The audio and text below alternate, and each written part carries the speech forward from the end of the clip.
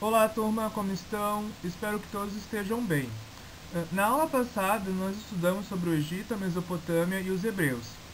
E tivemos como 4 pontos específicos na aula que merecem nossa atenção em lembrar. Vocês se lembram quais eram esses pontos? Não? Sim? Vamos lá. O primeiro ponto mencionado foi de que o Egito não transmitiu códigos ou livros jurídicos, mas foi a primeira civilização da humanidade a desenvolver um sistema jurídico que podemos chamar de individualista. O segundo ponto foi sobre a Mesopotâmia, primeira região que conheceu as primeiras formulações de direito. Dali saiu os textos jurídicos chamados códigos, trazendo então as primeiras regras de direito que eram mais ou menos abstratas. O terceiro ponto foram os hebreus, que não atingiram um desenvolvimento jurídico grande, mas registraram em seus textos sagrados um conjunto de regras morais e legais que foram preservadas e seguidas através dos séculos, principalmente pelo direito canônico e islâmico. E o quarto e último ponto foi que os três sistemas, então, eles não conseguiram se desvincular da religião. Dito isto, passamos então a estudar o conteúdo da aula de hoje, que é o direito na Grécia. Antes de falar em Grécia Antiga, nota-se que cerca de aproximadamente 1750 anos de Cristo, na Mesopotâmia, existiu então o Código de Hammurabi, o primeiro conceito de lei conhecido. Só que ainda a gente não pode falar em direito neste período, né? Quando falamos em direito como sistema e como ciência, os gregos não deixaram um grande legado. Em compensação, deixaram um legado filosófico e político. Mesmo sem o direito propriamente dito, as cidades-estado de Atenas tiveram forte influência no direito ocidental, e as experiências republicanas dessa época deram luz ao que hoje compreendemos como Estado e a população por ele governada. No que se refere ao constitucionalismo grego, disse-se que a inexistência de constituições escritas, temos a prevalência da supremacia do parlamento, a possibilidade de modificação das proclamações constitucionais por atos legislativos ordinários e também a responsabilidade governamental dos detentores do poder. Historicamente, quando se fala de Grécia e direito, nos referimos ao período arcaico, cerca de 800 anos antes de Cristo a 500 anos antes de Cristo, e o clássico que está em torno de 500 anos antes de Cristo a 300 anos antes de Cristo. E a polis ou cidade-estado, que foi fundamental para o nascimento da ideia de direito, né? Então a polis, elas eram as cidades-estados da Grécia, né? E foram fundamentais para o desenvolvimento da cultura grega na antiguidade. A Constituição Legal da cidade de Atenas resultou no estabelecimento de um regime democrático, tendo como sustentação o sistema jurídico que possuía. Aproximadamente no século VIII ocorreu a crise da realeza homérica, que deu espaço à aristocracia. Nesse período, o poder foi repartido entre membros da elite militar, possuidores de terra e descendentes da nobreza homérica, que desmembram o poder em três funções: militar, exercida pelo polemarca; administrativa, pelo arconte; e religiosa, pelo arconte basileu, figura então do rei destituída de seus poderes políticos. Ainda durante a aristocracia, o poder sai da esfera privada, isto é, reino-controle, e avança para a esfera pública, em que o poder não é mais uma pessoa, e sim uma função. A partir desse momento, o poder passa a circular pelas esferas dos cidadãos, que até então eram apenas os proprietários de terras e militares. A polis nasce então nessa transição entre a monarquia e a aristocracia. O objeto de ocupação do Estado passa a ser sujeito aos interesses públicos, e esses interesses devem ser alcançados pelo próprio povo, que não desejavam mais apenas delegar a uma autoridade com poderes ilimitados. A cidadania nesse período ainda era restrita. Entre o século VIII e 4 a.C., Atenas passou pelo processo de alargamento da cidadania, que a conferiu a chamada isonomia, como garantia de igualdade perante a lei, o que chamamos agora de democracia. Porém, temos que ter em mente que, muito embora a democracia na época fosse avançada, em comparação à nossa atualidade, ela é obsoleta. Dentre as diferentes fases históricas da humanidade, aquela que talvez mais dúvidas suscite é o período medieval, Falar em medievo remete-nos sempre a um período de obscuridade, sendo tratado como Idade de Trevas. Não obstante, a era medieval pode ser considerada imprescindível para compreendermos o significado da formação do direito moderno, do Estado moderno e de toda a organização social e política, a que chamaremos modernidade, bem como seus desmembramentos posteriores na contemporaneidade. Todo esse período que passaremos a analisar é fruto da crise do Império Romano, de um processo de perda de efetividade que culminará com as conhecidas invasões bárbaras. Os primórdios dos ordenamentos jurídicos europeus organizam-se sobre as bases das sociedades romano-germânicas da Alta Idade Média. A Idade Média, então, é constituída por dois grandes períodos: a Alta Idade Média, que se estende dos séculos V ao IX e é marcada pelo direito romano e germânico, bem como pela formação e desenvolvimento do direito canônico, e a Baixa, que é dos séculos IX a XV, pelo direito feudal e pelo renascimento do direito romano nas universidades. Podemos, pois, vislumbrar esse momento histórico embasado na vigência de outros grandes ordenamentos jurídicos: um direito de povos germânicos, o direito oriundo da organização eclesiástica, chamado de direito canônico, o direito feudal e um processo de sobrevivência e renascimento do direito romano. Fruto de um processo de descentralização política, a Europa medieval e a antiga organização política romana tiveram seus territórios invadidos por uma multiplicidade de povos, a quem os romanos designaram bárbaros. Tais povos, mais conhecidos e melhor designados como germânicos, que eram povos ligados à terra, não tinham desenvolvido a escrita e não tinham organizações territoriais ou políticas. Seu principal elemento de organização social eram as famílias baseadas na autoridade do pai. Quanto ao seu direito, devido à pequena centralização e uniformidade, tinham formações jurídicas calcadas na oralidade e no costume, com cada tribo dispondo de uma tradição própria, característica essa do direito consuetudinário. No entanto, tais povos dominantes nos primeiros momentos do período medieval mantiveram um princípio de pessoalidade das leis, não impondo seu direito sobre os diferentes povos, que mantiveram o estatuto de suas tribos de origem, o que também permitiu, como se verá mais adiante, uma sobrevivência do direito romano. A atitude espiritual desses povos, nesse caso os germânicos, não conhecia qualquer repulsa íntima pelas respeitáveis e brilhantes tradições que eles tinham encontrado. Adotaram a escrita latina, a civilização material, a língua romana, os restos da cultura tardo-clássica e finalmente a crença católica em vez da ariana. Quanto ao direito, conservaram o seu durante mais tempo, na medida em que ele ainda era determinado pelo modo de vida das comunidades pessoais e pelo seu próprio ethos, e não pelo resultado de novas relações econômicas ou de poder. Para isso, contribui também a concepção germânica de que o direito não é um comando arbitrário, mas uma tradição de vida inatacável. A diferença entre o nível de evolução do direito romano e dos povos germânicos como fator para a não imposição destes sobre aquele. Além disso, os germânicos acabaram se beneficiando das concepções de direito público romanas que reforçavam sua autoridade, sendo esta a contribuição desses povos para o medievo e sua construção jurídica. Podemos salientar a importância da Igreja Ocidental na Idade Média, tendo assumido muitas das tarefas públicas, sociais e morais do antigo Império Romano. A Igreja era a força espiritual e, de longe, a mais importante, pois era a mais coerente e mais extensa organização social da Idade Média. A sua ordem jurídica interna era então a mais poderosa da Idade Média. Foi ela a responsável, desde o início, pela fixação de um conceito de direito com base na ética social e, sobretudo, na ética cristã.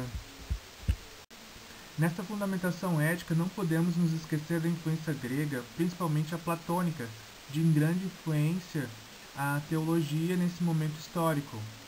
Sendo assim, vemos uma grande primazia do direito canônico na Europa, principalmente por seu caráter unitário, sua predominância escrita e uma grande supremacia na regulação do direito privado.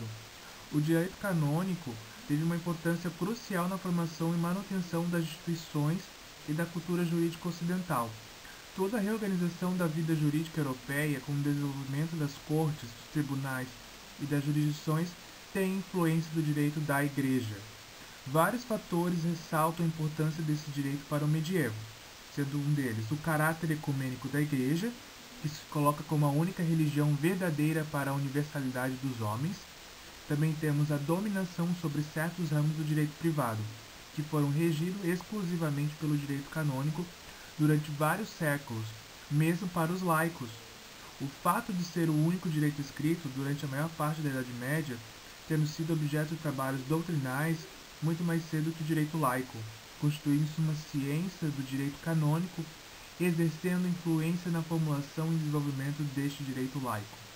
Então, o direito canônico é um direito religioso, retirando suas regras de princípios divinos, revelando nos livros sagrados o Antigo e o Novo Testamento.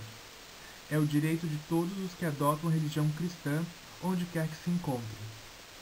Além disso, a formação de uma classe de juristas oriunda de dentro da organização eclesiástica foi fundamental para o desenvolvimento de uma camada de profissionais, que disputará mais tarde com os não-clérigos o poder de dizer o direito. Dentre os mais estudiosos do direito dentro da organização da Igreja, encontramos os canonistas, juristas que trabalhavam em um processo de interpretação de textos do passado com autoridade, identificando direito e teologia. No que se refere às regras processuais, podemos perceber um processo de formalização e racionalização, fases processuais organizadas com clareza, investigações e provas devendo conduzir a um convencimento do juiz. Abolição das provas irracionais. Essas provas irracionais serão mantidas e incentivadas no tribunal da Inquisição. Mas também temos um processo de perda de celeridade, instaurando-se as práticas dilatórias e a formalização de atos e prazos. Além disso, o direito canônico estabelece regras de competência baseadas na pessoa e na matéria. Quanto à competência e razão da pessoa, a ratione persone, temos os eclesiásticos, tanto clérigos regulares como seculares, os cruzados, aqueles que tomaram a cruz, que partem em cruzada, os membros das universidades, que seriam os professores e os estudantes, e os miserables persones, que seriam quem? As viúvas e os órfãos, quando pediam a proteção da igreja. Já a competência em razão da matéria, ratione materi, em questões penais, seriam as infrações contra a religião, que a gente pode ter como exemplo a heresia, o sacrilégio, a feitiçaria, tem vários outros, infrações contra a religião, e infrações que atentassem também contra as regras canônicas, como o adultério, a usura, que teriam competências concorrentes da jurisdição laica.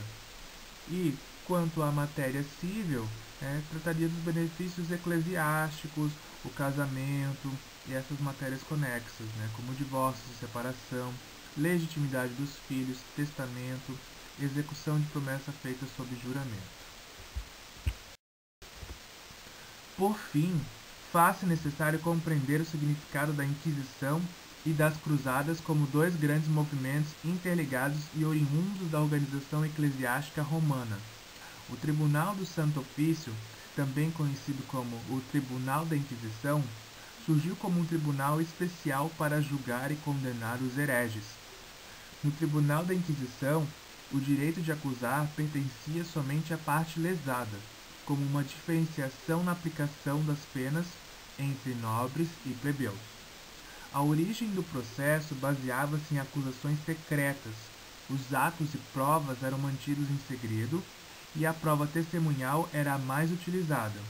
Além disso, a prova de confissão era a mais importante, sendo na maioria das vezes alcançada mediante tortura. Os juízes então eram livres para interpretar as leis, além de poderem utilizar penas variadas. Então, como funcionava? O processo era instaurado de ofício a mando do inquisidor, perdendo o caráter de contraditório, com a utilização da tortura como ato formal, sempre que houvesse indícios. O processo inquisitorial, instituindo o inquérito como modelo judicial e jurídico, faz com que esse instrumento baseie-se nesse novo personagem, o inquisidor, um acusador oficial que irá representar o Estado de forma ordenada e racional. O feudalismo é caracterizado por um conjunto de instituições das quais as principais são a vassalagem e o feudo. Nas relações feudo-vassálicas, a vassalagem é o elemento pessoal.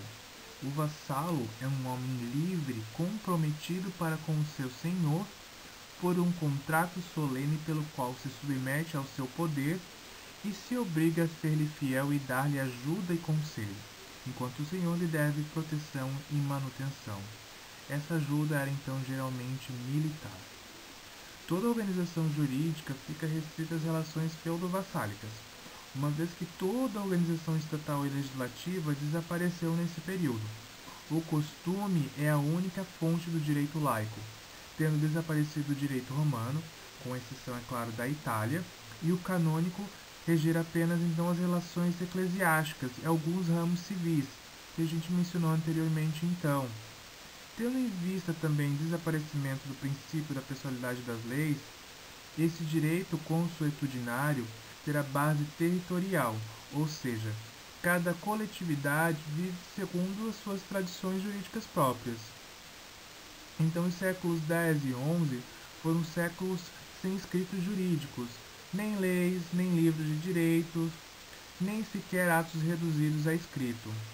Os contratos tão numerosos que estão na base dos laços de dependência de homem para homem e os direitos sobre a terra raramente eram reduzidos a escrito. Quando muito, algumas instituições eclesiásticas mandavam redigir os atos que lhe interessavam. Enfim, a maior parte das relações entre os homens são regidas pelo costume que fixa as obrigações de uns e outros.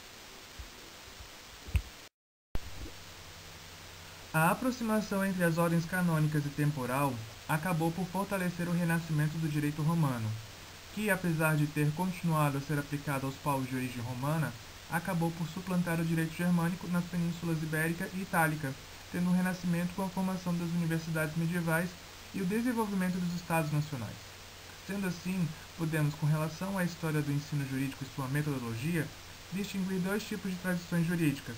A primeira cita no universo eclesiástico, de clérigos com formação jurídica, já de certa forma descrita anteriormente, que nós vimos nos slides anteriores, certo? E, por outro lado, o desenvolvimento das universidades laicas, com preponderância na Bolonha, para Bolonha, e o desenvolvimento das principais escolas jurídicas de interpretação do direito no medievo, com o surgimento dos glosadores, que seriam os estudiosos do ensino jurídico naquele período, conciliadores e os humanistas. O contexto dos juristas na Idade Média, de estudo ao texto romano, dava-se aplicando a dialética, a tópica e a retórica ao texto de Justiniano, que eles chamavam de corpus iuris civilis. Consideravam, pois, o direito romano como uma totalidade, uma razão objetiva e universal. Então, as universidades têm início na Idade Média, a partir da formação das artes liberais e das artes mecânicas. As primeiras formavam em direito, teologia e medicina, ficando sob a guarda da igreja até por volta do século XI, por aí. O estudo do direito era dividido em cânones e civil. O direito romano era visto como um direito comum a todos, sendo o estudo baseado na busca de objetividade e a ciência considerada um saber aberto. E aí, por volta do século XII, começa a haver, principalmente na Itália, um ressurgimento do direito romano, que irá nos séculos seguintes estar relacionado ao nascimento de todo um movimento de renascimento do pensamento filosófico, da literatura e do desenvolvimento comercial de certas cidades do norte. Podemos elencar algumas transformações nos sistemas jurídicos dos séculos XII a XIII, que irão ser importantes para a formação de nossos sistemas jurídicos na atualidade, principalmente os chamados direitos de família romano-germânico, que passa de um sistema irracional para um racional, estabelecendo-se a verdade por meios racionais de prova, com o arbítrio dando lugar à justiça. Desaparece a multiplicidade do regime feudal, formando-se os embriões dos estados modernos O desenvolvimento econômico faz surgir um direito urbano, caracterizado pela igualdade jurídica, além de um processo de emergência da lei frente ao costume. Apesar de uma técnica de interpretação de texto, os glosadores passaram a interpretá-los em conjunto, compreendendo o sentido global do texto e resolvendo as possíveis contradições entre eles. A importância dos glosadores para a resolução dos conflitos e para a formação da jurisprudência europeia culminou com a formação de uma cultura legalista. Por fim, cabe referir a importância dos conciliadores e humanistas, aqueles também conhecidos como pós-glosadores ou comentadores, assim como os glosadores prosseguiram o trabalho de interpretação sobre o corpus iuris civilis, no entanto, a partir do uso de figuras lógicas mais complicadas. A escola dos pós-glosadores surgiu na Itália, também com uma reação aos glosadores, implicando em uma evolução ao seu método, vigorando dos séculos XIV e XV. As duas grandes escolas, a dos glosadores e a dos comentadores, constituíram a segunda camada de juristas ao lado dos clérigos. Os humanistas, entre os séculos XVI e XVII, realizaram um segundo ressurgimento do direito romano, a partir de um estudo puramente científico dos textos, com um método visando ao estabelecimento do sentido original e verdadeiro das regras jurídico-romanas. As bases para a constituição do Estado moderno, principalmente a noção de soberania, foram construídas a partir dos conflitos políticos e jurídicos que deram origem aos alicerces legais e ideológicos do poder do Estado. Tais conflitos são políticos porque resultaram de uma redistribuição de poder que acabou culminando com a entrada de novos atores na cena política, bem como jurídico porque tais problemas sempre foram explicitados no período como questões de jurisdição e legitimidade. Nesse sentido, podemos ver na Igreja a instituição preliminar de centralização de poder, além disso, a estabilização europeia depois do período das invasões, também é apontada como uma das matrizes para o surgimento da modernidade. O principal elemento ideológico que culminará com a formação do Estado moderno é justamente o conceito de soberania, que começou a se desenvolver a partir dos intermináveis conflitos de jurisdição entre papas, reis e imperadores que dominaram os séculos finais do medievo.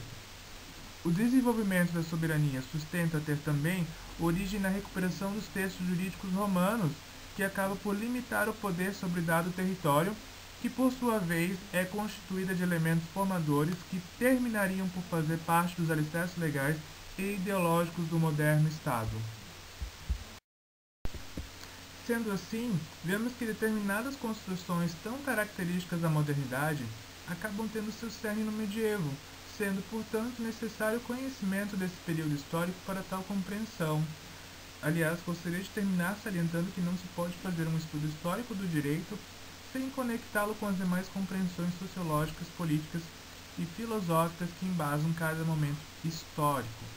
Assim, também não podemos deixar de mencionar que, em finais da Idade Média, o movimento teórico-intelectual implicará numa ruptura com tal período, fruto de uma série de teorias que terão uma importância crucial para o surgimento da modernidade. Então, turma, nosso conteúdo da aula de hoje era sobre o direito grego e a Idade Média, e nas próximas aulas, então, a gente verá mais sobre o direito romano, certo? Até a próxima!